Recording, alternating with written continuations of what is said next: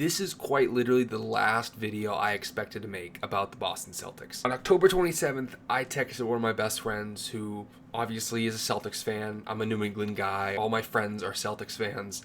I texted him, the Celtics look so much worse than I originally thought. And then proceed to text him, this center rotation is killing me. So that was my early on introduction to this team. And going into the season, I kind of enjoyed this underdog feeling about this team.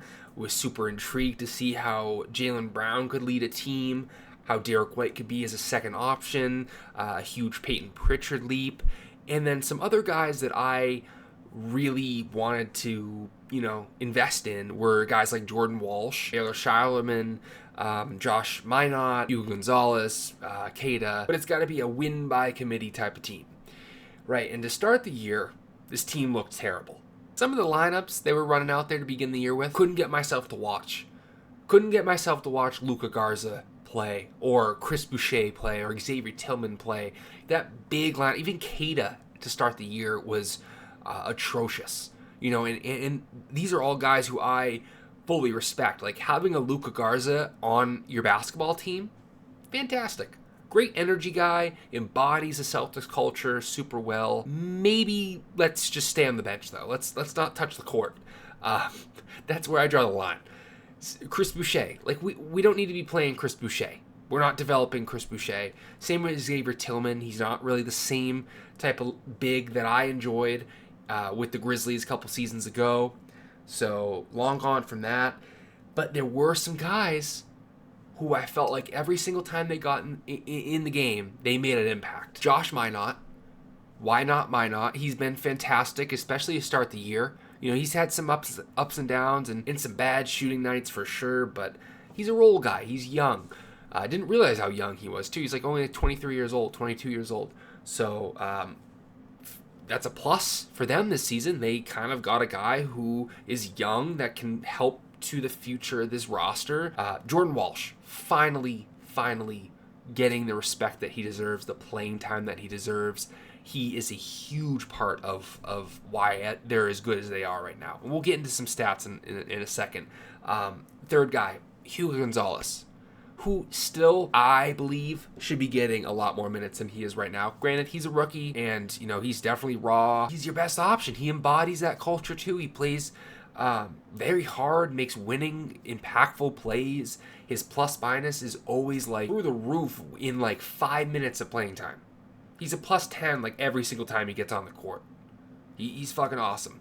So, and obviously, shout out to Jaylen Brown. Jaylen Brown has been an MVP type of level guy, averaging 30. And their team stats right now are fully embodying just the peak level of what this team really needed to be going into the season, right? And what they needed their identity to be. And we're going to play our ass off on defense. We're going to shoot the shit out of the three ball, and we're not going to turn the ball over. And they're doing those three things, some of the best in the league. Defensively, they're holding their opponents to 110 points. Which is third in the NBA right now. Teams also have the lowest amount of field goal attempts against them at 84. And then they're holding their opponents to 45% from the field total, which is fourth in the entire NBA. And then offensively, they are second in three-pointers made and third in attempts, all while being the lowest turnover rate team in the NBA at 11.8 a game. Another thing this team's doing really well is offensive rebounding. Shout out Keita, shout out Jordan Walsh, Josh Minot, all guys who have been absolutely crashing the glass, energy, giving really good second chance hustle opportunities as well. So I want to start off with Jordan Walsh, and I'm looking at his entire season so far, all the game log, right? And the whole month of October to start the season, he played a total of 4 minutes. Right, he played 2 minutes against the Knicks, a minute against the Pels, and a minute against Cleveland. Right, and then fast forward to the month of November, boom, gets in Houston. Right, he has 10-4 and he shoots 2 for 5 from three with 3 offensive rebounds. Next game, 24 minutes, 7-7, 1 assist, two steals, and in the month of December, man, has just been phenomenal for him. Against Cleveland, he had 14 and 11. The Knicks, he had 8 and 6. Washington, he had 22-7. Lakers 17-4. Toronto had a pretty bad game, and then they just had a game against Milwaukee tonight, where he had 20-8. Right, he shot 80% from the field, all while being very efficient. Right, all those games I just listed. I mean, against the Knicks, shot 100%. Washington shot 100%. Lakers shot 85%. Offensive boards wise, it's 4, it's 2, it's 2, it's 4. It's just offensively, it's 6 against Cleveland. Right, 6 offensive boards against Cleveland.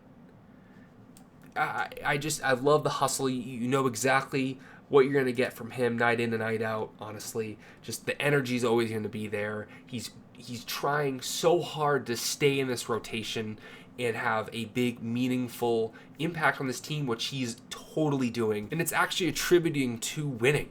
Again, the Celtics are 3rd in the East right now. Another guy that I have been super impressed with, and damn near might be their 2nd best player so far this entire season, is Peyton Pritchard.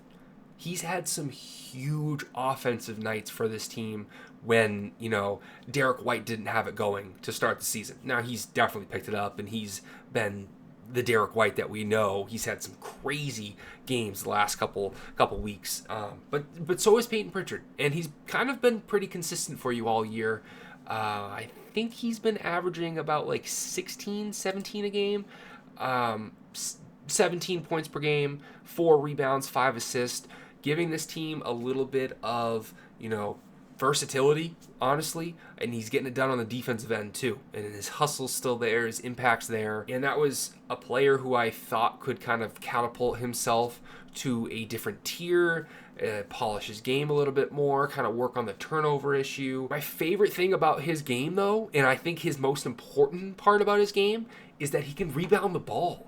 He's just another guy that his energy is infectious of this team. Him creating those second chance opportunities all of the time for this team is really like he's a catalyst for the other guys. He embodies that culture just as Hugo Gonzalez does, or Luka Garza does, or Jordan Walsh. All of these guys, like he embodies the entire spirit of what it means to be a Boston Celtic. Shout out to Keita too. He really has not looked that bad. Actually, I can just look at his games right here. I think Keita's leading the league in offensive rebounds.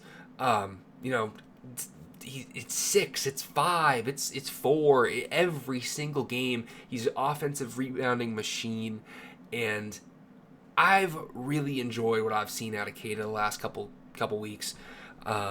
This was a guy who I was a little bit critical of going into the year as well. I do really like Keita in spurts, and I've liked him like last year. I thought he was great in that 10 to 12 minute range. He can come off the bench, he can offensive rebound for you, block some shots, his impact is there. But when you're playing him 25, 27 minutes, you're forced to do that. All of his flaws are going to come out, and it is what it is. He's raw. He's just thrown into a starting spot completely unexpected, and I think for the most part he's done a pretty damn good job at that. So I think maybe if they get a better center this offseason or at the deadline or whatnot, Big Zoo maybe, Nicholas Claxton, there's a ton of centers out there that they could kind of go after.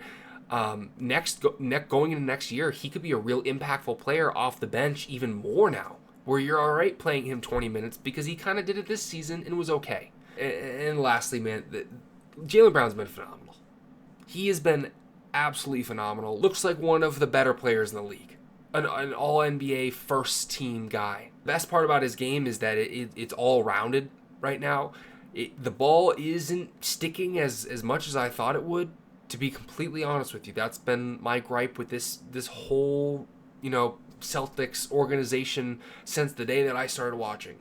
Is I feel like the ball sticks more than any other team that I ever watched. Always the step back threes late in the shot clock, just getting poor shots, and there's still a little bit of that, right?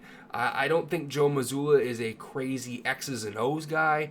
I just think he's a psychopath that gets his guys to really buy in on the defensive end, and then it leads to transition, it leads to better opportunity, and that's how they, really win their games.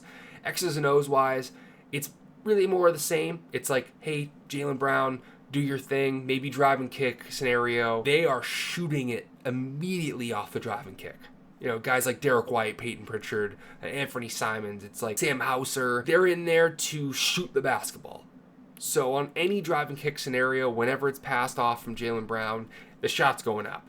And I think that's a really, fun recipe because they're just the embodiment of a 3-and-D team. And it is really cool to see Jaylen Brown kind of at the head of the snake right now. With that being said, I'm so sick and tired of hearing about the Jason Tatum stuff this season. I don't know why you would even risk coming back from an injury like this. You're seeing so many calf strains in the NBA right now. And there's so many Achilles problems.